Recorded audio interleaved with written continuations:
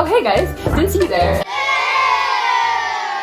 Welcome to Leadership Journey. My name is Carmen and I am a facility employee at the Tammy Rec Center.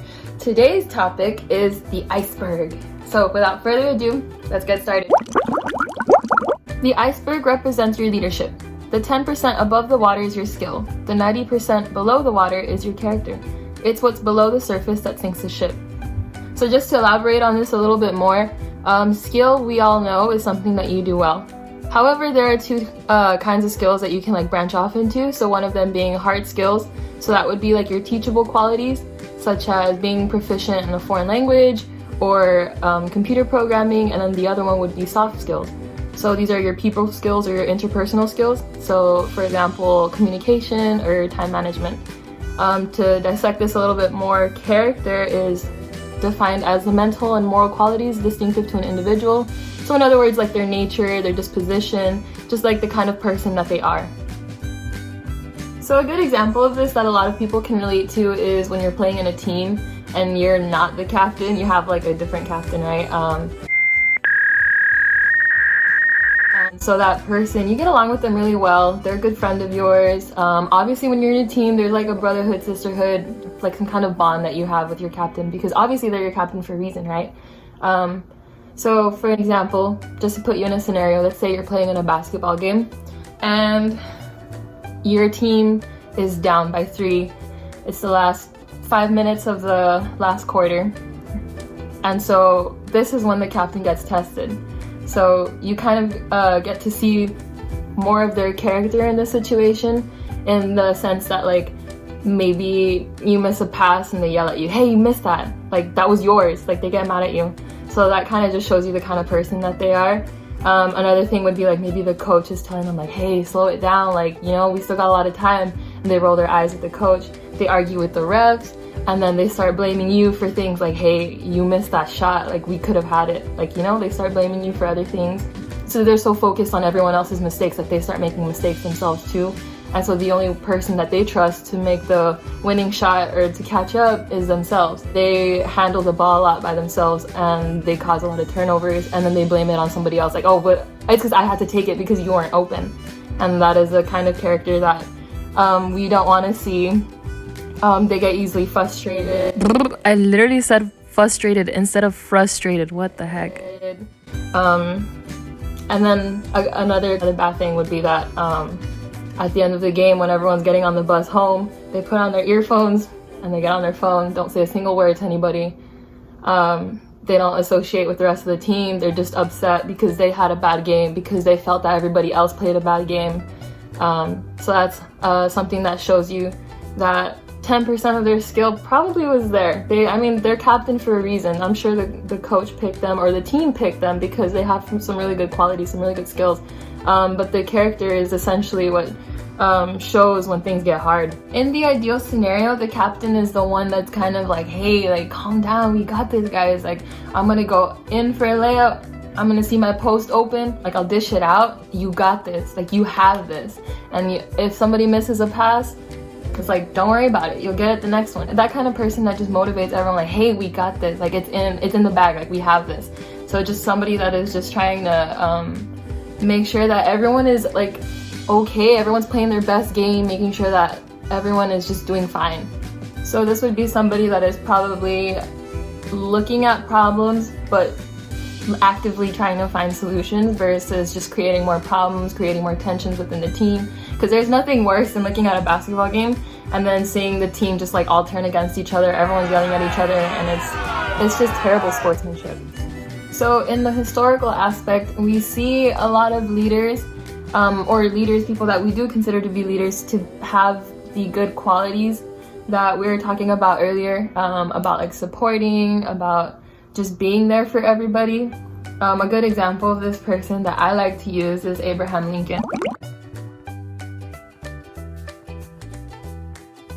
Before I say anything about Abraham Lincoln, I do want to say that I'm getting everything from this book that we're using for my leadership class, for my unit class. It's a really good book if anybody wants to read it.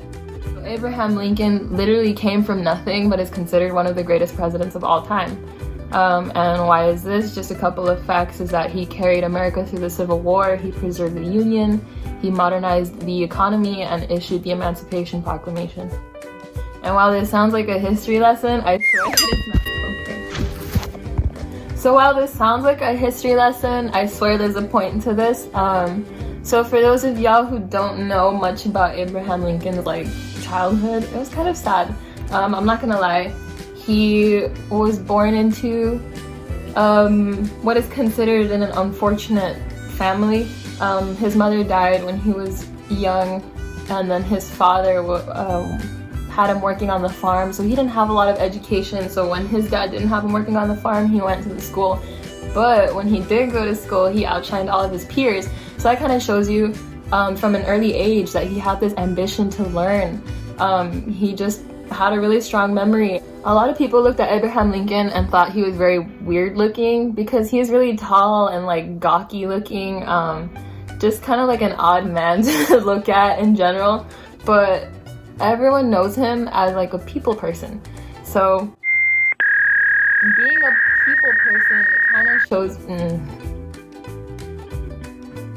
So growing into his adolescence, Lincoln packed up what little he had of his possessions and moved to New Salem, where he was promised a job as a general store clerk. And so working there, he might as well have been working at the bar, because literally a lot of people go through that store. So he got to know a lot of the people of New Salem.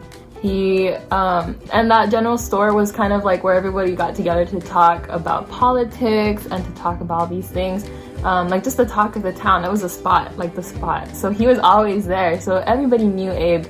And everybody who knew him can attest that he was just a very generous person. He's very charismatic, despite what he looked like, because everybody would say that he looked kind of funny walking in with his really short, his really short pants, and you could see his socks and his ankles.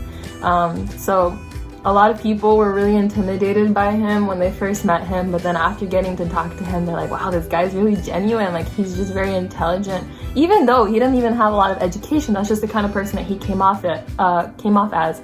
A lot of people can attest to him walking out of the store and seeing widows there on this side chopping wood, and he would just go help.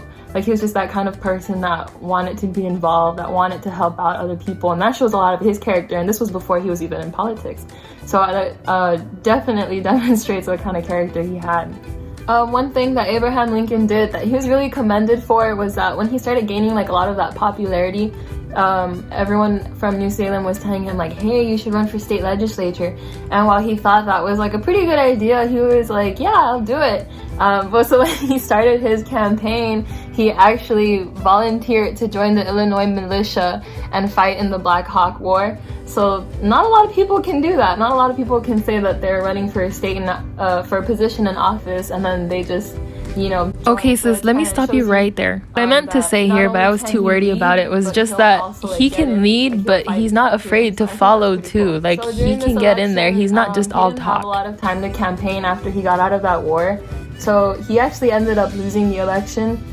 So a good thing, though, is that he was the kind of person that when he failed, he would sit down, evaluate where he went wrong, figure out a better plan. He's no stranger to failure. He's okay, so I failed this, let me do it again and let me do it better. He wasn't one to just stay down. He valued failure and then viewed it as an opportunity to get better. So very strong character.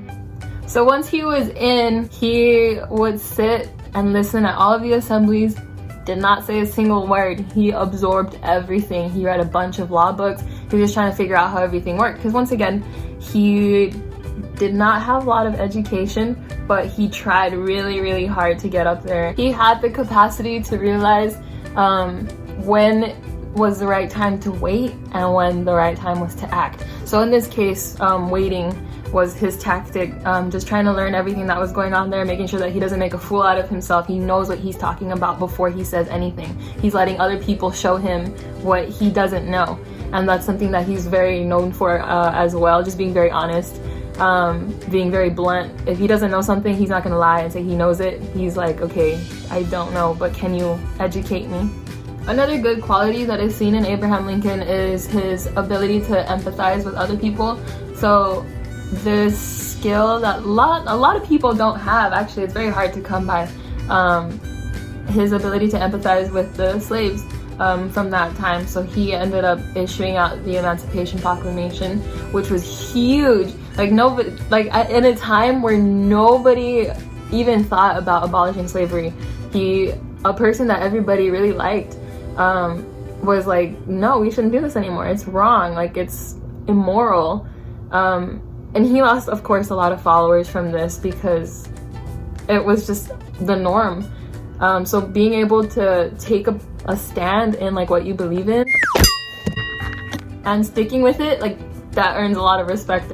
So bringing this all back to the iceberg picture, anybody can have that 10% of skill, but that 90% of character kind of just shows you really where the success is at. In Abraham Lincoln's case, you can see how his skill and his character both like meshed into one person, and how he's considered one of the greatest presidents in all of American history. That probably wouldn't have been possible without his character, because anybody can have this skill, but it's the character that literally sinks the ship. But a great leader is a person who can go through adversity and then just come back stronger.